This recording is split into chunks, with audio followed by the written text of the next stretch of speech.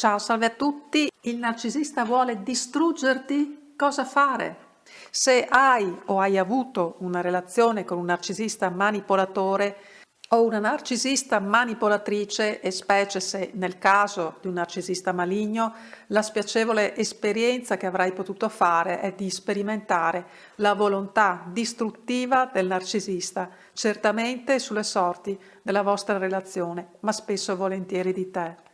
Molte volte il narcisista patologico e soprattutto maligno ha l'esigenza di annientare, di distruggere un rapporto e persino il partner, anche se non sempre necessariamente il partner o la partner, almeno nel caso di un narcisista patologico. Quando invece abbiamo a che fare con un narcisista maligno, la volontà distruttiva si abbatte certamente, per così dire, ad hominem sulla vittima in modo del tutto diretto. E perché?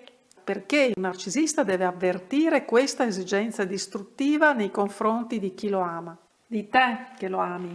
A questo riguardo le risposte le trovi in molti video che ho fatto sull'invidia del narcisista, sull'intimità del narcisista e sul perché un narcisista non ama e non può amare.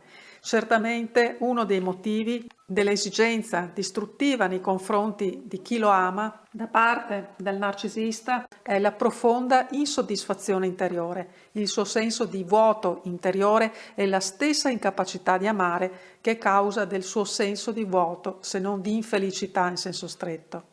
Cosa fare se hai a che fare con un narcisista annientatore, distruttivo? Certamente slegarti da lui quanto prima, perché se le ferite che ti sono state inferte sono molte e soprattutto profonde, arriverà il momento in cui non potrai più contenere la sofferenza dentro di te, tanto che alla rottura con il narcisista, alla chiusura del rapporto ci arriverai. Restare in relazione sarà quindi solo un demandare il momento della chiusura. E alla luce di questa inevitabilità, meglio non trascinare l'agonia, ma anche il tempo protrarre la relazione, che non farà altro che intensificare e cementare ulteriormente il tuo vincolo affettivo. Ma oltre al che cosa fare c'è anche il che cosa non fare, cosa quindi non fare.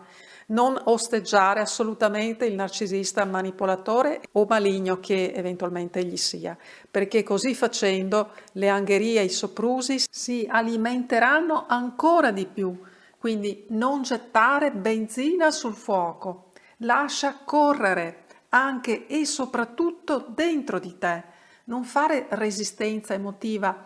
Pensa a quel vuoto interiore di un essere che proprio in ragione della sua volontà distruttiva è così minuscolo, minimo in rapporto a te, se è vero che tu lo ami o lo hai amato e quindi sei capace di amore al contrario di lui, se è vero che è un narcisista e quindi è incapace di amore, di amare.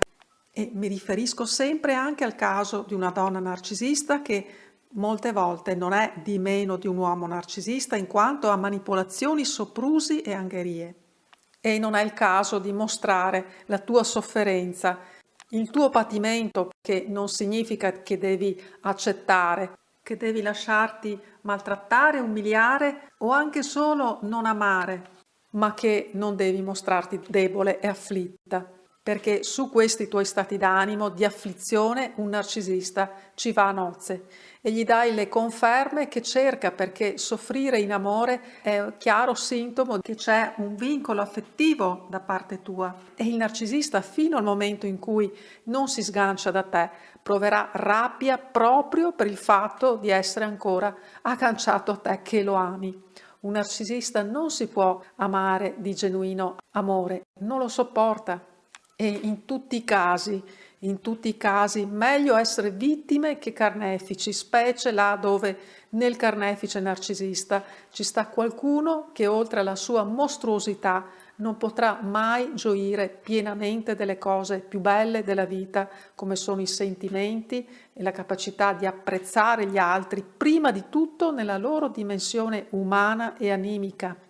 Certo, non è meglio essere vittima quando le sorti sono delle più funeste, ma sicuramente per personalità come quelle narcisistiche non c'è né redenzione né possibilità di liberazione dal male. Alla fine il male non è così potente, mai, mai come il bene. Un'anima che tale sia veramente non si potrà mai, mai distruggere, diceva Primo Levi.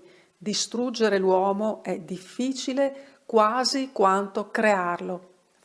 Ti abbraccio forte, grazie sempre della tua meravigliosa presenza e naturalmente forza tutta, a presto, ciao, ciao, ciao.